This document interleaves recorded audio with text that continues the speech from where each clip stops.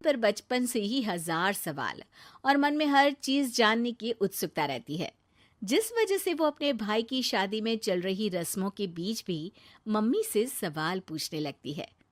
Mummy, जब लड़की वालों ने आपको अपनी इतनी बड़ी लड़की दे दी, तो फिर भी उनसे सामान लेना गलत नहीं है क्या? इस पर कोई भी जानवी की बात का जवाब नहीं दे पाता और उसे इग्नोर करते हुए रस्में निभाते रहते हैं। शादी संपन्न होती है और भाभी घर आ जाती है, जिसके बाद जानवी के सवालों का सिलसिला अब भाभी के साथ शुरू होता है। भाभी, मुझे आज तक एक बात समझ नहीं आई, हमेशा सारे बलिदान वाले काम लड़कियां ही क्यों करें? मतलब अपना घर, परिवार, दोस्त, पुरानी जिंदगी सब कुछ छोड़ लड़कियां ससुराल आए, फिर वहां सबका दिल जीतने की कसरत भी वही करे। और लड़कों का क्या? बस तैयार हुए, दूल्हे बने और दोबारा अपने घर आकर बैठ गए। दीदी, मैं ससुराल में हूँ, जवाब कंट्रोवर्शियल हो जाएगा, इसलिए आप अपने ये दुनिया हिलाने वाले सनसनीखेज सवाल अपने पति से करना, क्या पता वो जवाब दे पाए। भाभी की बात पर हंसते हुए जानवी वहां से चली जाती है। कुछ दिनों बाद उसकी शादी कबीर से हो जाती है।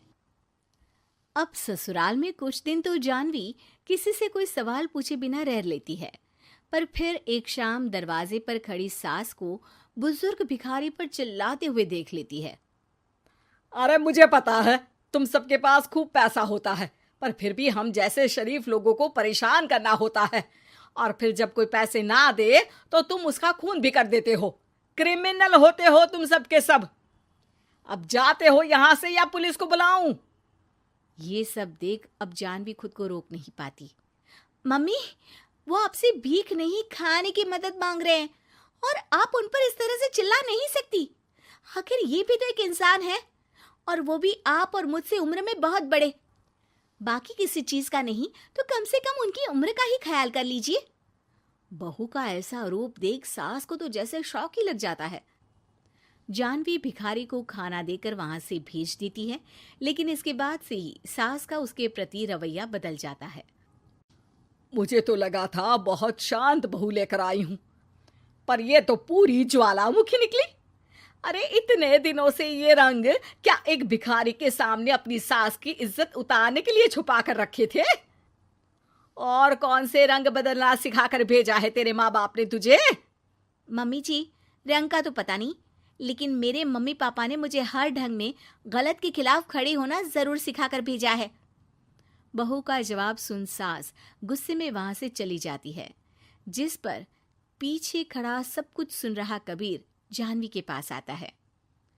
जानवी, मैं मानता हूं तुमने जो किया अच्छे के लिए किया, पर मम्मी से ऐसे नहीं बोलना चाहिए था।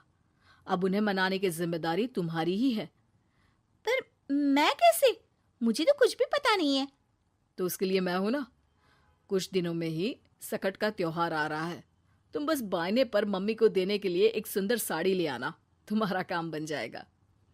ये कहकर कबीर वहां से चला जाता है, लेकिन व्रत और त्योहारों से अनजान जानवी कंफ्यूजन में वहीं खड़ी रह जाती है, जिस पर वो भाभी को फोन लगाकर सारे व्रत और उनके महत्व समझती है। और उन्हें जानने के बाद वो बायने की साड़ी तो खरीद लाती है, लेकिन इसी के साथ उसके मन में अब नए सवाल पैदा होने लगते हैं। इसी तरह सकट के व्रत का दिन भी आ जाता है। हे भगवान, एक तो सुबह से भूखी, ऊपर से ये सवालों के बुलबुले पेट में उठकर और तहलका मचा रहे हैं। अब क्या करूं, किससे पूछूं? जानवी अपने आप से ये सब बोल ही रही होती है कि सास और कबीर उसके सामने आ जाते हैं। बायने और पूजा की सब तैयारी कर ली? हाँ जी, वो तो कर ली, पर क्या पर? फिर कोई सवाल है? पूछ लो, कहीं पेट में उसे रखे रखे एसिडिटी ना हो जाए। ज्यादा कुछ नहीं, बस पूछना था कि जब ये व्रत बच्चों और दाम्पत्य जीवन की सुख शांति के लिए होता है, फिर इसमें व्रत सिर्फ हम लेडीज ही क्यों रखती हैं? हिस्सेदारी तो दोनों की होती है ना? जानवी की बात सुन इस बार तो सास भी सोचने पर मजबूर हो जाती हैं। ये तो मुझे नहीं पता और ना हमने कभी किसी से पूछा, बस जो बड़े बुजुर्ग रिवाज बना गए वही चल रहे हैं। इसकी भी कोई वजह जरूर होगी। अच्छा, और ये बायने की वजह? अब बायने से तुम्हें क्या दिक्कत है? नहीं नहीं, दिक्कत कोई नहीं है। बस सोचती हूँ कि अगर व्रत बच्चों या पति के लिए होता है तो हमेशा हर चीज का गिफ्ट सिर्फ सास को ही क्यों मिलता है?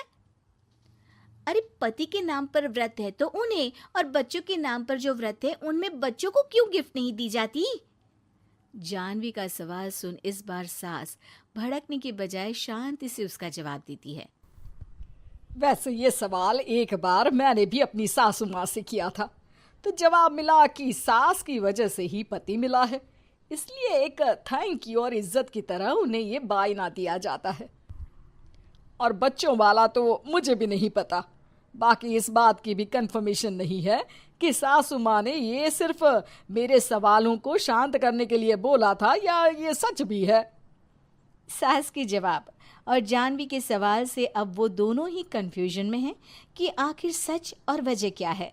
अगर आप लोगों के पास इन सवालों के जवाब हैं तो कमेंट करके सबके साथ ज़रूर शेयर कीजिएगा।